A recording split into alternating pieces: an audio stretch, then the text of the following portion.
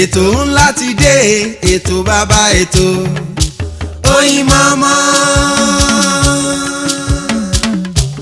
ètò ńlá ti dé, ètò bàbá ètò sẹ́ Oyinmomo. lórí Africa Magic mi, lórí Africa Magic mi Oyinmomo. ká gbàṣà àti ṣe ilẹ̀ wa lárugẹ. mo ní ká gbàṣà àti ṣe ilẹ̀ wa lárugẹ o. Oyinmomo. ẹ pè é kí n gbọ́ná. Oyinmomo, Oyinmomo, Oyinmomo o. Oyinmomo. ẹ pè é kí n túbọ̀. Oyinmomo, Oyinmomo, Oyinmomo, Oyinmomo. Ọlọ́run ẹnìkan ló mọ̀ bí ń léèrè jàre ẹ má bínú gbogbo ẹ̀yin tẹ́ ń wò mí nínú ilé ọkàn pàdé mi lójú ọ̀nà nínú kí n gbọ́ ṣé bẹ́ẹ̀ yọ̀bá sọ́ra wèrè ó di méjì mo lọ́nà ìwé wèrè fẹ́ gbà di méjì ọlọ́rẹ̀ bàbá àwọn kan ní ń wẹ̀ létí odò lọ́wọ́ kásọ̀ ọbẹ̀ nígbà kásọ̀ sétí odò ọ̀rẹ́ bàbá àwọn ọwọ́ ayọrí sókè báyìí wọ́n fẹ́ lé wèrè ó kàn sí káìkáì wèrè bá kásọ̀ wèrè bá hàn náà wọ́n á sáré tẹ̀lé wèrè wọn o wọ́n á pẹ́ ẹ bá mú wèrè wọ́n wá ń bilé ìpè wèrè tiwájú àbí tẹ̀yìn that is to say bá a bá sọ́ra wèrè kọ́ bàbá wa di méjì ni mo ṣe ní pé kí n kọ́kọ́ kí iná o níbi yòówù tẹ̀ ti láǹfààní àti wo ètò Oyinmomo Ọ̀túnba Yẹmí ọdún olùlókọ tèmi lákàdé ọmọ àti ìsàlóṣogbo tòrò kí mo kí ọmọ kì í lónìí níbi abalẹ̀ sí ó ní agbára abalẹ̀ sí agbo lọ́dọ̀ ìyáàfin Láìdé Bákàrè Orílowó ibẹ̀ dùn oníbẹ̀ ọjọ́ àmọ̀ pé bí lọ́yà bá ń ṣe nǹkan àìmọye sáànù náà tí ó pè bẹ́ẹ̀ òṣèré orí ìtàgé ni ìyáàfin Láìdé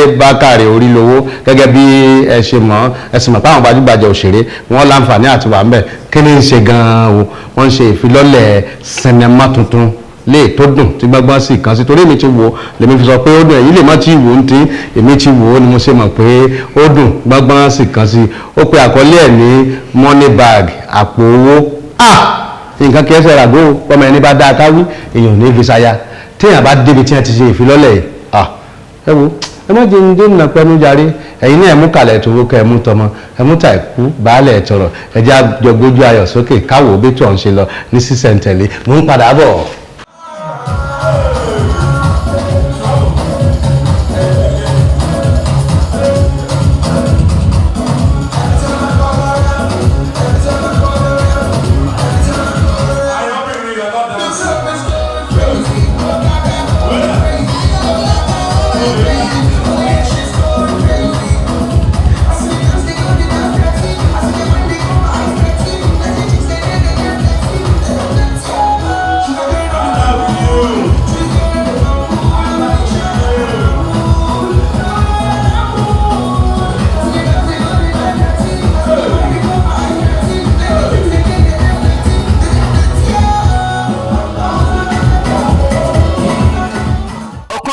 ni Láìdé Bákàrè jẹ́ nínú àwọn òṣèré tíátà nílẹ̀ Yorùbá orílẹ̀-èdè Nàìjíríà bẹ́ẹ̀ lọmọbìnrin náà ń ṣe móríwú fáwọn olólùfẹ́ rẹ̀ nínú iṣẹ́ tó yàn láàyò yìí àṣé tó bá ń dá afẹ́ èèyàn àtìlẹ́yìn òbí rẹ̀ ṣe pàtàkì màmá Láìdé Bákàrè sọ pé àtìlẹ́yìn tí ò láfiwé làwọn ń ṣe fún ọmọ àwọn Láìdé Bákàrè. ajá Riskat Bákàrè inú mi dùn gidi gan-an inú mi dùn náà ni mo ṣe wà níbí pọ̀sítọ́ ọmọ èèyàn bá ń ṣe nǹkan tó dáa ìyá gbọ́dọ̀ mọ́ gbé lárugẹ ni Ọlọ́run mọ́ jẹ́ kí ọmọ bá wà lórúkọ jẹ́ ó fi ń gbórúkọ mi ga àwọn èèyàn náà lẹ́yìn tó ń rí mi ń ta nígbà tó wà Láìdé Bákàrè Láìdé Bákàrè sọ ẹni tí tó bá ń ṣe nǹkan dáadáa gbọ́dọ̀ máa gbárùkù tì ní. ìmọ̀ tẹ́mi fẹ́ gbà wọn ni wípé tí ọmọ bá ti fẹ́ ṣe nǹkan kan tì lẹ́yìn kan jẹ́ kó ṣe ó lè nìkan ló bọ́mọ jẹ́ nídìí iṣẹ́ yìí wọ́n lè máa sọ wípé ẹ̀yàn ń pè wọ́n lórúkọ kan ń pè wọ́n lórúkọ kan nǹkan tó bá tíyẹn bá lọ sójú lèyàn ń kọjú mọ́ nǹkan tíyẹn bá fẹ́ ṣe yẹn ibi Láìdé yìí tó bá fẹ́ ṣe nǹkan ibi tó bá ń lọ yẹn ló máa ń wo òfẹ́ òun wọ̀ tó kóun wò sí kò fẹ́ wo nǹkan tẹ́nikẹ́ni fẹ́ sọ ibi tó ń lọ lélẹ̀ ó dẹ̀ máa ń lọ bẹ̀ náà Ọlọ́run dẹ̀ máa ń tì lẹ́yìn kọ́sẹ̀ mi náà dẹ̀ rí wípé iṣẹ́ tó ń ṣe iṣẹ́ tó dáa ni kò sí fíìmù ẹ̀ tó wà ń tà téèyàn ti wù àbí tó bá báyàn ṣe àbí tó produce fúnra ẹ̀ ẹ̀ lè wo kẹ kábàámọ̀ kẹ ṣe sọ pé kẹ kò ṣe ń di ẹ̀ ẹ máa wo ẹ máa gbádùn ẹ̀ ni láti orí ewé ojú omi bí Ọlátòkunbọ̀ Òfowórọlá Ìjòyà gbogbo ẹ̀ bẹ́ẹ̀ lọ sọlẹ̀ ló máa lọ sí bíi 13 or 14 film tó máa produce. torí ẹ̀ ní gbogbo ẹ̀ ṣe ń bọ́ sí fún Láìdé láti ìgbà tó ti bẹ̀rẹ̀ iṣẹ́ tíátà.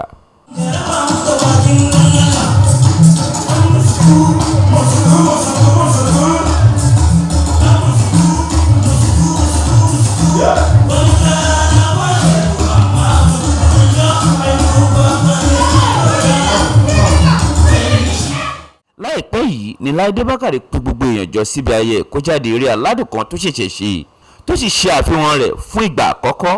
Eré tó pe àkọlé rẹ̀ ní money bag, èyí tó túmọ̀ sí àpò owó. Orúkọ tí èmi ni Ọláìdé Bákàrè Rílówó, òṣìṣẹ́ sinimá òun ni mo jẹ́. A dẹ̀ ti wà nídìí iṣẹ́ náà ó tó jẹ́ mẹ́ta. Iṣẹ́ tí bá ti ń ṣe láti kékeré títí di sìn ni. A dẹ̀ dúpẹ́ fọ́lọ́run wípé gbogbo bá ṣe ń ṣe bá ṣe ń lù ú ló ṣe ń dún. A dúpẹ́ fọ́lọ́run. Ẹni yìí à ń ṣe an evening with Ọláìdé Bákàrè and the official premiere of the hottest movie in town tàpàkọ́lé ẹ̀ ní money bag.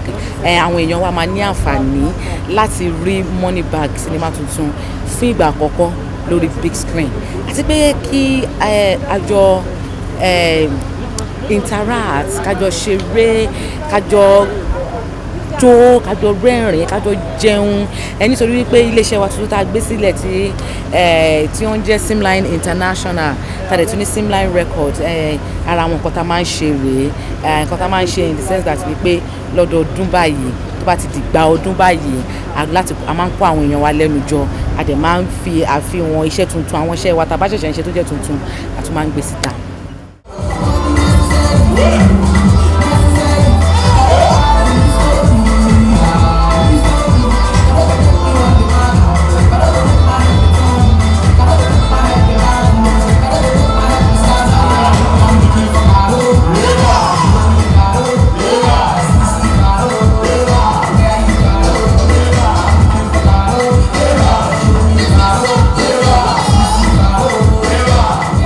Okay, a very quick one. You know, way back in 1979, precisely when I started leading to broadcasting, I see you looking at me like 79, wow. And those days, they told us, you ever hear from others,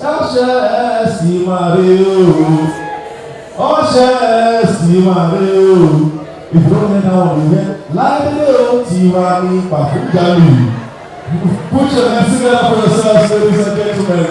All right, in recognition of those who have worked so hard for us to be where we are today in the industry, who are also passed on to see the Lord there, I'd like us to be upstanding very quickly.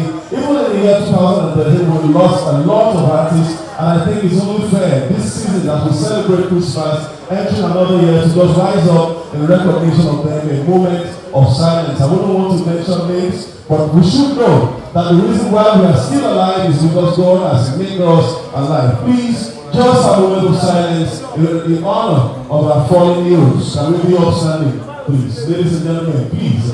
Thank you.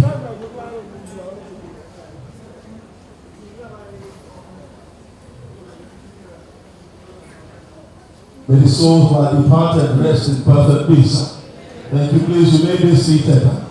Okay, we have someone else who's coming up on stage. The stage name is Ọmọọba. It's called the praise. Àwọn èèyàn tó ṣe é mú yangàn láwùjọ ló péjú pésẹ̀ síbi ayẹyẹ yìí. Àwọn adẹ́rìn pòṣónú fi ẹ̀fẹ̀ dára. She dey rehearse her time. That's why when I vote for Jonathan finish, only me provoke. I got the place, I say I no vote again when I reason on this thing. Now the girl no follow me dey drag my voters card. You must vote, I say I no vote. You must vote, I say I no vote. Now the girl say wait when I explain, he say oh boy your name na Mojosu, you no be Christian. Now I provoke open Bible, make I even know wetin Bible dey talk about Jonathan. And then I discover say God said na him send am. When God want to change situations, he dey send people wey their name start from J. If you dey go church here, you remember when God wanted to complete the handwork of Moses, he sent Joshua. What start the word Joshua?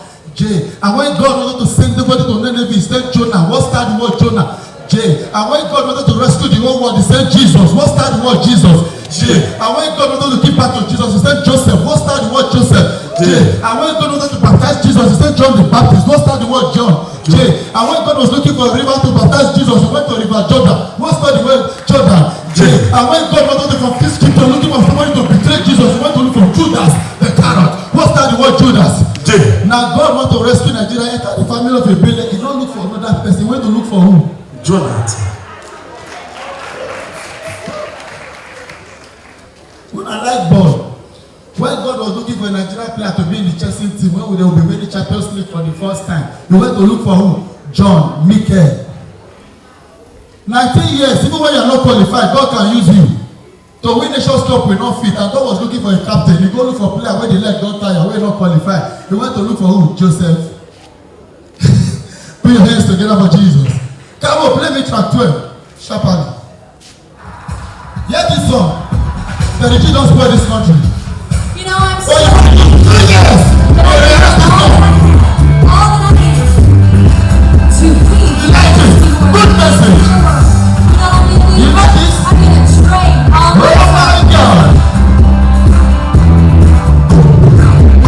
I'm trading my soul. You like it? Good message. Hey. I'm laying them down for the joy of the Come on, yes. I'm trading Bring it up, DJ Camel. Coming. When the sun enter this country, the sun enter Mushi. Mushi people, they miss this song. Hear their version. Track. The next track. I'm not trading my soul. I'm not trading my soul. I'm not laying them down for the joy of the Lord. Yes, me ladi, yes, me ladi, yes, me ladi. Yes, me ladi, yes, me ladi, yes, me ladi. Break it down. Nine data people say waiting. Now the Yoruba people dey, the thing called enter data. Play the next track. Akọ people. Hooray! Ìjọba trading my soul.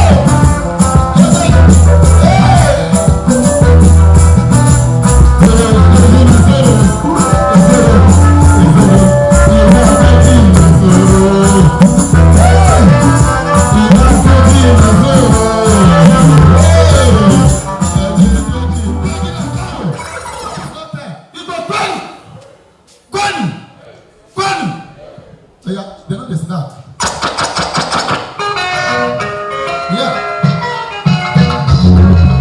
It is not me that told you that story, but he that know it to me. Trading my soul. International. Hey. Trading my soul. When you like to spread it, I don't know your voice.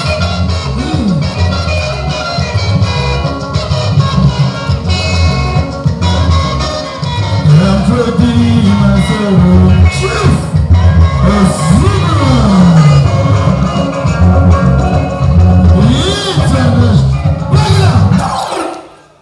Now they provoke Oyibo say na our song now they spoil like this. They call Nigeria, pick the CD, carry go back to their country, call remix and play the next track.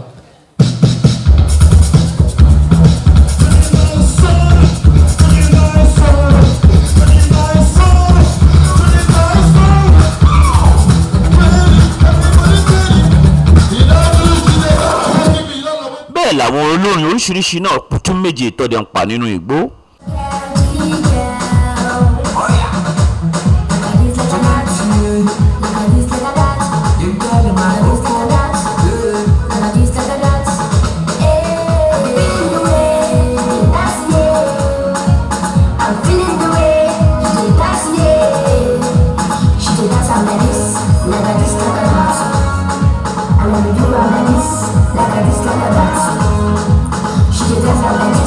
Like a this, like a that.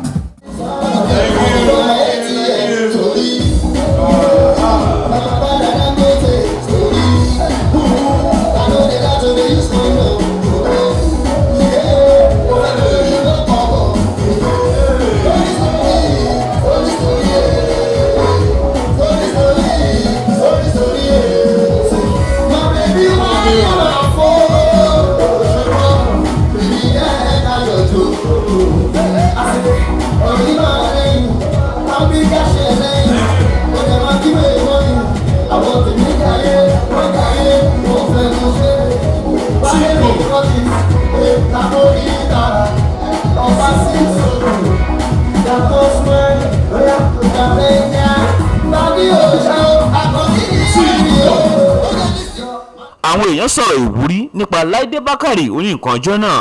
Orúkọ tèmi ni Mercy Aigbe Gentry tí gbogbo yín mọ̀ sí Osas ọmọge o. Mo wá fún movie premiere Láìdé Bákàrè tí àkọlé ẹ̀ ń jẹ́ Moneybag. So mo ní kí wá support as a colleague and a friend. It's very impressive. In fact, ìgbà tí mo rí, I was like, no, iṣẹ́ lọmọ yìí ṣe. Kò tiẹ̀ disappoint mi rí náà, tábà ní ká sọ tọrọ. Ìgbà tí mo ti rí trailer mo with as a producer with every movie, èèyàn máa fẹ́ get better and better. Ìgbà tí mo dẹ̀ wò pé no, ó try. Orúkọ mi ni Tóyìn Aláùsá. Moneybag mo ì tí ì rí trailer but mo ti rí àwọn èèyàn tó sọ nípa ẹ̀ fún mi, àwọn tó ti wo trailer wọ́n ní ó dùn lọ́pọ̀lọpọ̀, wọ́n ní iṣẹ́ ni Láìdé ṣe, so nítorí ẹ̀ lèmi náà ṣe wá síbí lẹ́yìn kí n lè fojú ara mi rí. Èmi mọ̀ pé Láìdé máa ń ṣe iṣẹ́ tó péye, mo mọ̀ wípé kò sí iṣẹ́ kankan tó ti ṣe tí ò ní orí lọ́wọ́, and altogether I would say she's a wonderful actress and producer, so mi ò rí reason why tí mi ò ṣe ní support. Remember the children are crying. Remember the sick ones are dying. They are our leaders of tomorrow. So let us take care of the homeless. Bẹ́ẹ̀ ni wọ́n kàn sára síṣẹ́ ọpọlọ tó ṣẹ̀ṣẹ̀ gbé jáde. Right now, we're going to be calling. We're moving to the movie premiere very soon. And we'll be calling on one of the gentlemen that are behind the planning of this great event. So please help me welcome Barrister Thompson Tabby. He will be telling us about the movie premiere. Please put your hands together for him. Put your hands together for him.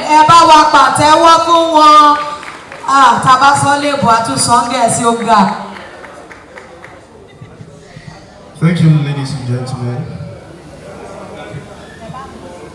Distinguished ladies and gentlemen, members of the high table, and of course celebrities in the house. I'd like to quickly talk about the movie before we go ahead to see what Láìdé has put together for us again. Remember in January 13th, 2013, we were at a very big hall somewhere in Ajah to premiere the film called Jejere. And as usual for Simline, ladies and gentlemen, they put this together. It is called Moneybag. Moneybag is essentially a story that talks about the ills of the society and the need for us to run away from making money in a negative way.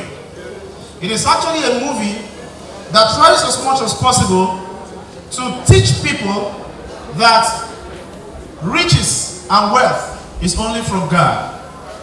The production was handled by Simline with all their cameras and every other thing that was used for the movie. Equally, ladies and gentlemen, it was directed by those two people, especially the producer, the executive producer, Láìdé Bákàrè Orílówó. Ladies and gentlemen, this film is didactic. Ọ̀gá náà ní fújì pátápátá bá a wà sí Wasiu Alabi Pasuma tún dá àwọn olólùfẹ́ rẹ̀ lárayá gẹ́gẹ́ bí ìṣe rẹ̀.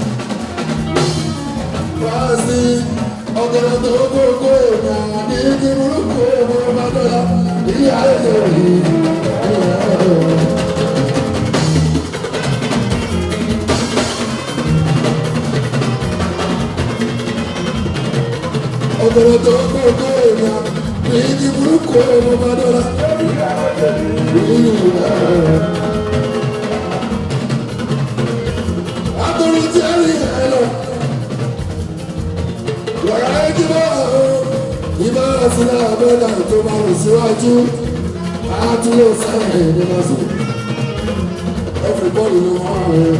Ọláìdé ọmọ Bákàrè iwájú lọ̀pá ìbí tí máa ń ré sí o ọ̀làǹrẹ̀wájú rẹ̀ kò ní dọ̀láhìn láéláé àmì àṣẹ. sọ fún yín pé nǹkan kì í ṣẹ̀ṣẹ̀ ràgó ẹ wò ó tí yàrá bá ń ṣe nǹkan tọmọ yín bá ń fi yẹ̀pẹ̀ sí ó lè jẹ́ kọ́lékọ́lé lọ́la ẹlòmíì sì lè máa pe àwọn ọmọ kọ́ máa parí ìjà fún wọn ìtẹ́ẹ̀sí wọn dá ilé ìtọ́jú ó lè jẹ́ pé adájọ́ ni ó yà lọ́la tí kálukú bá ń ṣe láti kékeré ọmọ mi yóò máa gbá bọ́ọ̀lù ó pé káyì irú bọ́ọ̀lù wo lọ fẹ́ gbá àwọn tí ẹni kúkú ń gbà náà ṣe ni ẹ máa kẹ́lẹ́sẹ̀ kí wọ́n tó ló lọ iṣẹ́ ni iṣẹ́ ni o iṣẹ́ tí yàrá ti yàn láàyò láti lẹ̀ ẹjẹ́ agbárùkù tí ẹ̀rí bó ṣe yẹ ìyáàfin Láìdé Bákàrè Orílowó pẹ̀lú àwọn òṣèré tí ó kù ní ìgbà tí wọ́n ṣe kinní ọ̀run ní kọ̀pẹ́kọ̀pẹ́ yìí ẹ̀rí pé nǹkan kì í síbẹ̀ lágbára Elédùmarè ọmọ wọn ṣoríire o àwa náà ṣoríire ilé ìta àti ṣe kò ní bàjẹ́ ẹ wo ẹ bá wo bí aago orí ọjọ́ náà ti tó lọ́jàre tọ̀ wọ́n lọ́lọ́gbọ̀n onígbọ́n olúgbọ́n ṣe bẹ́ẹ̀ ọgbọ́n wọ́n lárẹ̀sà ònílà àrẹ̀sà ṣe bẹ́ẹ̀ ọ̀la wọ́n ní òròmọdé òní kọ òròmọdé ẹ̀dàkọ gàrà tí kọ láwùjọ àṣà yóò di wọ̀ bí èbó fẹnu ọkọ̀ sọlẹ̀ ó dìgbà kan o.